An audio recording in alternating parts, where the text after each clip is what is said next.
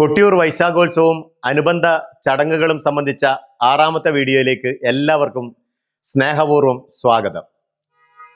എൻ്റെ channel ഇതുവരേക്കും subscribe ചെയ്യാത്തവർ subscribe ചെയ്ത് ബെൽ ബട്ടൺ കൂടി ഒന്ന് എനേബിൾ ചെയ്ത് വെച്ചോളൂ. ഇന്നത്തെ വീഡിയോയ്ക്ക് 1000 ലൈക്കാണ് ഞാൻ പ്രതീക്ഷിക്കുന്നത്. എല്ലാവരും വീഡിയോ ലൈക്ക് ചെയ്ത് എന്നെ പരമാവധി സപ്പോർട്ട് ചെയ്യുക. രാമായണ കാലത്തെ ഒരു കഥയാണ്. സീതാമോചനത്തിന് വേണ്ടി സേതുബന്ധനം നടക്കുന്ന കാലം. ശ്രീരാമനോടുകൂടി ജാംബവാനും ഹനുമാനുമൊക്കെ ഉൾപ്പെടുന്ന സംഘം സമുദ്രത്തിലൂടെയുള്ള പാലത്തിന്റെ നിർമ്മാണ പ്രവൃത്തിയിലാണ്. ജാംബവാനെ പോലെയുള്ള ഭീമാകാര രൂപികൾക്കിടയിലൂടെ ഒരു കുഞ്ഞു ജീവി പാലം നിർമ്മാണത്തിന് അതിഗംഭീരമായി ഉത്സാഹിക്കുന്ന കാഴ്ച എല്ലാവരും കാണുകയുണ്ടായി.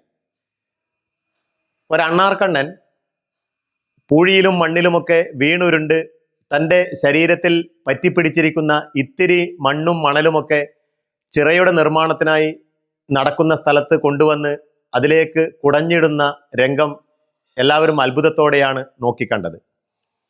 എന്താണ് ഇവിടെ ചെയ്യുന്നത് എന്ന് ചോദിച്ച ഒരാളോട് ശ്രീരാമദേവന് വേണ്ടി എനിക്ക് ഇത്രയെങ്കിലും ചെയ്യണമെന്ന ആഗ്രഹമുണ്ട്. എൻ്റെ ശരീരത്തിൽ പറ്റിപ്പിടിച്ച് കൊണ്ടുവരുന്ന ഇത്തിരി മണൽത്തരികൾ പാലത്തിൻ്റെ നിർമ്മാണത്തിന് ചെറിയ ഒരു സഹായമെങ്കിലും ആകട്ടെ എന്നോർത്താണ് ഞാനിത് ചെയ്യുന്നത് എന്ന് അണ്ണാർക്കണ്ണൻ മറുപടി നൽകി. അണ്ണാർക്കണ്ണനോടുള്ള സ്നേഹവാത്സല്യത്താൽ ശ്രീരാമൻ അതിൻ്റെ പുറത്ത് ഒന്ന് തലോടിയപ്പോൾ ശരീരത്തിൽ 3 വരകൾ തെളിഞ്ഞു എന്നാണ് പറയപ്പെടുന്നത്. പണ്ടുകാലത്ത് അണ്ണാർക്കണ്ണൻ്റെ പുറത്ത് വരയുണ്ടായിരുന്നില്ല. അപ്പോൾ ശ്രീരാമൻ തൊട്ടു തലോടിയതിന് ശേഷമാണ് ഈ വരകൾ പ്രത്യക്ഷപ്പെട്ടത് എന്നാണ് ഐതിഹ്യം. ഈ സംഭവത്തിന് ശേഷമാണ് അണ്ണാർക്കണ്ണനും തന്നാലായത് എന്ന ഒരു പഴമൊഴി രൂപപ്പെട്ടു വന്നത് എന്നാണ് പറയപ്പെടുന്നത്. പറഞ്ഞു വരുന്നത് പാരാവാര സമാനമായ സാഗര സമാനമായ കൊട്ടിയൂർ മഹോത്സവത്തെ സംബന്ധിച്ച് പറയാൻ ഞാൻ ആളല്ല. എന്നിരുന്നാലും എന്നെക്കൊണ്ട് ആവുന്നത് പോലെ എന്തെങ്കിലും പറഞ്ഞു വെക്കുക എന്നതാണ് ഈ ഉദ്യമത്തിന്റെ പിറകിൽ. രാവിലെ 7:45 ഞാൻ ഈ നെയ്യമൃത് മഠത്തിൽ എത്തി. 8:30 ഇവർ കൊട്ടിയൂരിലേക്കുള്ള യാത്ര പുറപ്പെടുക. യാത്ര പുറപ്പെടും മുമ്പുള്ള അവസാന മിനുക്കുപടിയിലാണ് നെയ്യമൃത് സംഘക്കാർ. ദൈനംദിന കാര്യങ്ങൾ പോലെ തീർത്തും ലളിതമാണ് ഇവർക്ക് ഈ കാര്യങ്ങളൊക്കെ. ഒരു ഉപാസനയായി വർഷങ്ങളോളം കൊണ്ടു നടക്കുന്ന ചടങ്ങുകൾ. വ്രതദീക്ഷയുടെ അടയാളമായി കഴുത്തിൽ ചൂരൽ വളയം. ചടുലവും ചലനാത്മകവുമാണ് ഇവിടെയുള്ള അന്തരീക്ഷം.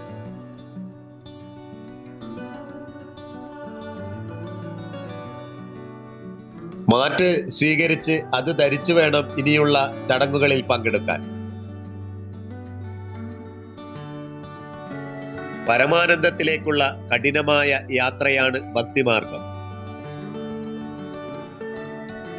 ഭക്തിയുടെ ശാന്തിപീഠത്തിൽ മനുഷ്യൻ സ്വയംഭൂവായി അവരോധിക്കപ്പെടുക. കൊട്ടിയൂർ തരുന്ന സന്ദേശം അതാണ്. കൊട്ടിയൂർ ഉത്സവവുമായി ബന്ധപ്പെട്ട ചടങ്ങുകളുടെ ബാഹുല്യം സാഗര സമാനമാണ്. ആയിരക്കണക്കിന് വർഷങ്ങൾക്ക് മുമ്പ് ചിട്ടപ്പെടുത്തിയ ചടങ്ങുകൾ ഒരു കൂട്ടിച്ചേർക്കലോ വെട്ടിച്ചുരുക്കലോ ഇല്ലാതെ തുടർന്നു പോകുന്നു. ഭക്തിസാന്ദ്രമായ ഇന്നത്തെ ചടങ്ങുകൾ കാണുന്നതിനായി ഒട്ടേറെ ആളുകൾ ഇവിടെ എത്തിച്ചേർന്നിട്ടുണ്ട്. ഇവരിൽ നെയ്യമൃത് സംഘക്കാരുടെ ബന്ധുക്കളും ഉണ്ടാവും.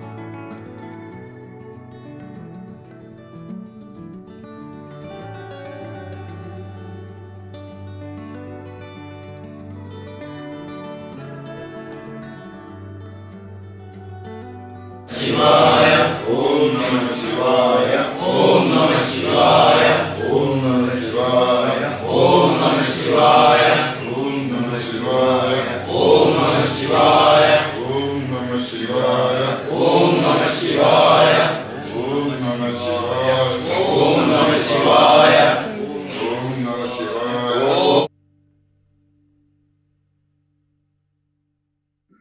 കൈതേരി നാരായണൻ നമ്പ്യാരാണ് ഈ സംഘത്തിന്റെ കാരണവർ.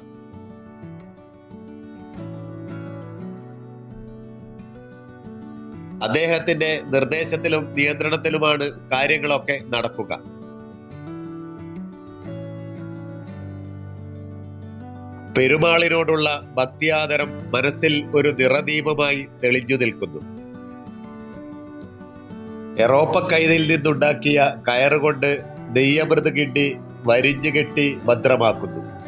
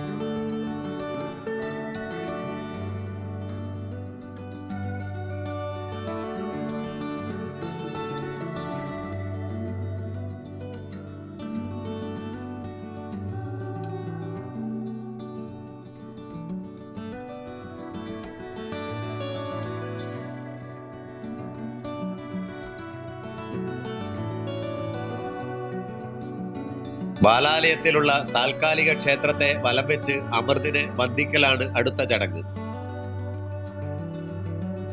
മുൻകൂട്ടി ഒരു റിഹേഴ്സലുമില്ലാതെയാണ് ചിട്ടയായ ഈ ചടങ്ങുകളൊക്കെയും നടക്കുക.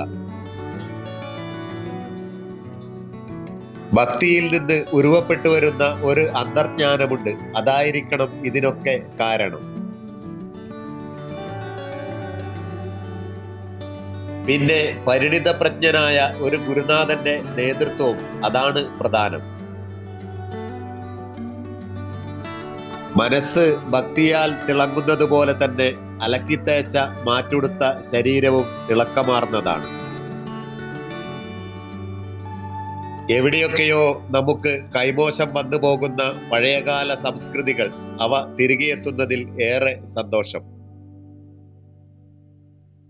ഇത് കാണുന്നത് തന്നെ ഒരു സുഖമുള്ള കാഴ്ചയാണ്. മനസ്സിന് ഏറെ സന്തോഷം പകരുന്ന ദൃശ്യങ്ങൾ. പ്രകൃതി പോലും സാഗൂതം ഈ ചടങ്ങുകൾ നോക്കി നിൽക്കുന്നു എന്ന് തോന്നിപ്പോകും വെയിലിന്റെ തിളക്കം കണ്ടാൽ. ഇല വെച്ച് അതിനു മുകളിൽ തെരിയ വെച്ച് അതിലാണ് വിശുദ്ധമായ നെയ്യമൃത് വെക്കുക.